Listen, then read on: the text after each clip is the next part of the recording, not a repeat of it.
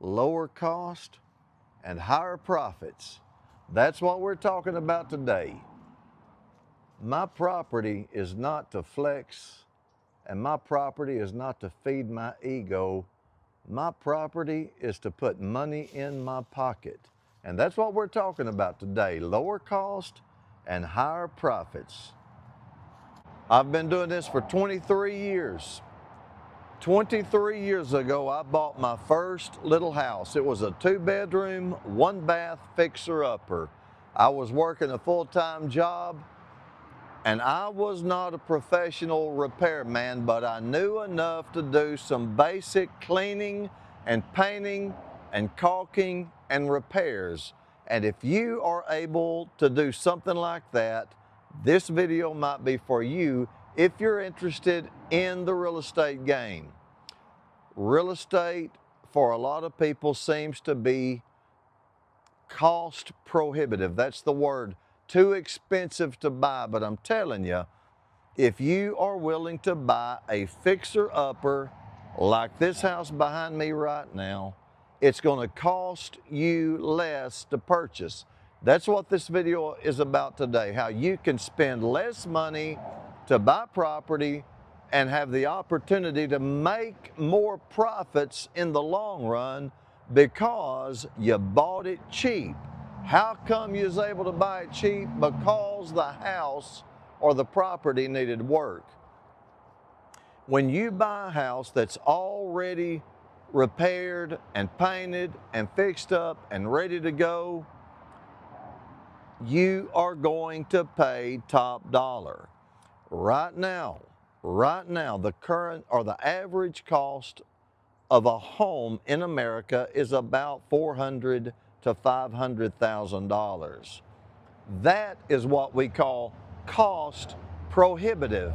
I bought the house behind me for $55,000, and if you'll stay with me, I'll give you several reasons why you might want to consider a fixer-upper. My name is Lynn, and this channel is about faith, discipline, and freedom. This is not something that's a get-rich-quick mentality way of doing things. What I try to help people know how to do is what I did. And I started with fixer-uppers. And I started out with a 2-bedroom, 1-bath house. It was very, very inexpensive to purchase. It had a few things wrong, but I could do the work. Well, let's talk about what did it need. Okay, it had some cracks. I could buy caulk at the paint store, and I could buy some paint. I could caulk the cracks, and I could paint the walls. I could take out the old carpet, and I could put down some new carpet. I'm not a carpet layer, but it doesn't require a whole lot of skill to do a decent job if that's what you want to do. If you don't want to do the work, you don't have to do the work. But if you want to do the work and save the money, you can do the work, save some money, and you can make more money in the process because you're paying yourself to do the work. Fixer-uppers.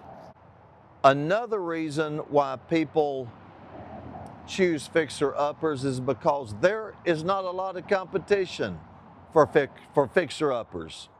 When a house is completely ready to go on the market, there's a lot of people who want that property.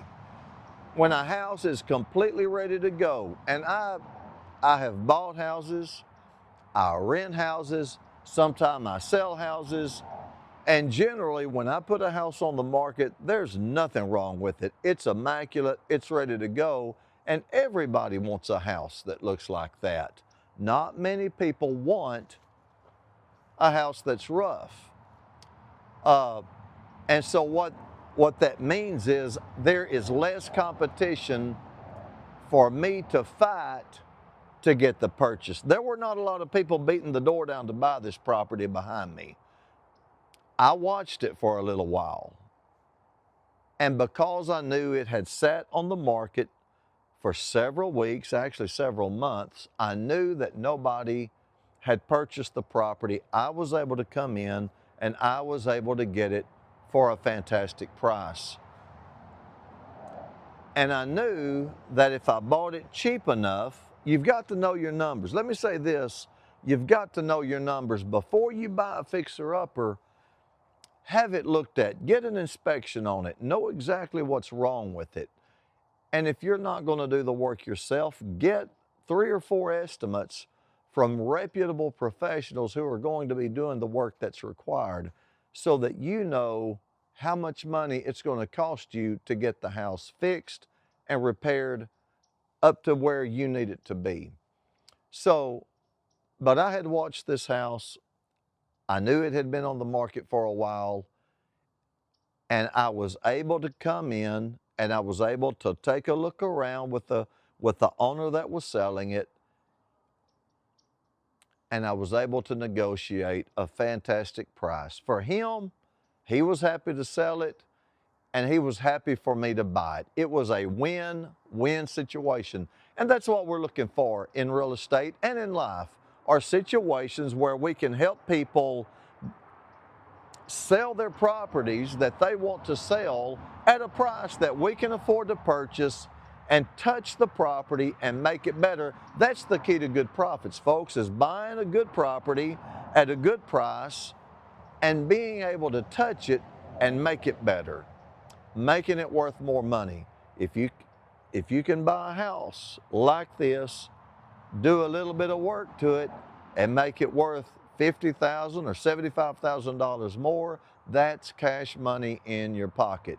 Now let me say this, when you buy a fixer-upper, you need to know what you're getting into. You do not need to buy one of these old houses without knowing what you've got. What does that mean? It means get the electrical checked out, get the plumbing inspected, take a look around at the trees. Man, I've got a big tree right here.